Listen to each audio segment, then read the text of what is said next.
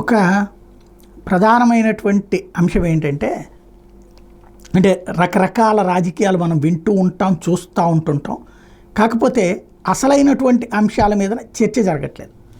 మొన్ననే పవన్ కళ్యాణ్ చెప్పుకొచ్చారు, అది రేషన్ గురించి రైట్ చేస్తూ ఇందులో డ్రగ్స్ రావచ్చు, ఏమైనా రావచ్చు అని. విశాఖపట్నం డ్రగ్స్ వచ్చినాయి అన్నట్టుంది. ఇంతవరకు అది ఏమైనా తేలిందా? ఎవరినన్నా ఒక్కడిని అరెస్ట్ చేశారా అందులో? కానీ ఆంధ్ర మీద తప్పుడు ప్రచారం మన నాయకులే చేస్తారు. ఇది డ్రగ్స్ క్యాపిటల్ అయిపోయింది. గంజాయి ఖచ్చితంగా ఆంధ్ర కేంద్రం. 6 నెలలు అయింది. ఇప్పుడు ఏం చేస్తున్నాం మనం? కౌన్సిలింగ్లు ఇవి చేస్తున్నాం. అసలు అక్కడ డ్రగ్స్ ఎక్కడి నుంచి పుడుతున్నాయి, అక్కడ ఏం చేస్తున్నాం అంటే ఇప్పుడు అక్కడ ప్రయత్నం చేస్తున్నాం. గుడ్. డ్రగ్స్ క్యాపిటల్ అని ఎందుకు మాట్లాడుతున్నాం? మనల్ని మనమే దొంగలని ఎందుకు అనుకుంటున్నాం? ఇక్కడ ఇవాళ హైదరాబాదులో డ్రగ్స్ పార్టీ జరిగింది ఒకటి. ఎవరెవరు ప్రియారెడ్డినో ఎవరో పార్టీ అరేంజ్ చేస్తే అందులో ఎవరో సినీ కొరియోగ్రాఫర్ కూడా దొరికాడు అంటూ బ్రేకింగ్లు. గత 6 నెలల్లో ఈ ప్రభుత్వం వచ్చాకే చూద్దాం, లేదా అంతకుముందు రేవంత్ ప్రభుత్వం వచ్చాక చూద్దాం, ఎన్నిసార్లు డ్రగ్స్ పార్టీలు పట్టుకోవట్లేదు.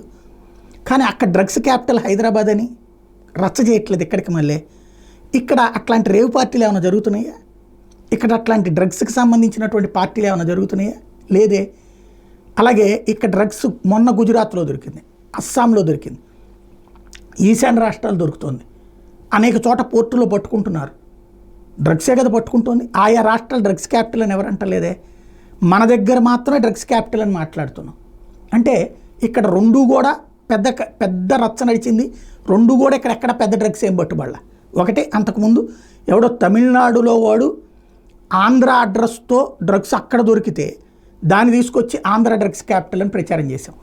ఇప్పుడు మొన్నటిది అదేదో సిబిఐ వాళ్ళు ఇన్ఫర్మేషన్తో అని చెప్పి ఏదో రొయ్యలకి మేతకు సంబంధించిన ఆహారం డ్రగ్స్ ఉన్నాయని చెప్పి డిటెక్ట్ చేసామన్నారు. ఇంతవరకు సిబిఐ ఓడే పట్టుకోలేదు. వాళ్ళు హడావిడి చేశారు అంతే.